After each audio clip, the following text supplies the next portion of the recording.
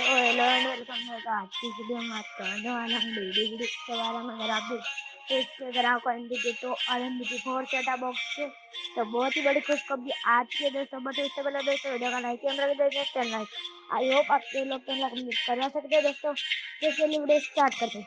तो गाइस मैं बात कर दूं आपको दोस्तों कुंफू पांडव कब से शुरू कर दिया जाएगा बिग मैजिक पर दोस्तों। ये न्यू कार्टून है दोस्तों, बिग मैजिक पर आने वाला है दोस्तों।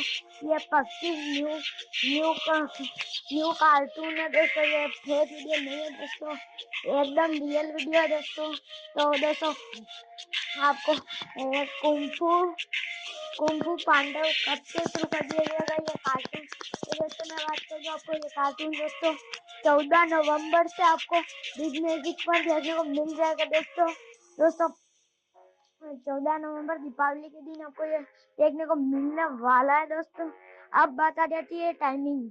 तो दोस्तों 5 बजे आपको देखने को मिलने वाला है दोस्तों, शाम को 5 बजे। तो दोस्तों आई होप आप वीडियो लाइक मार दीजिएगा, नीचे देखिए रेड कलर का बटन को दबा दीजिएगा। हर वीडियो में नोटिफिकेशन पाने के लिए जय हिंद।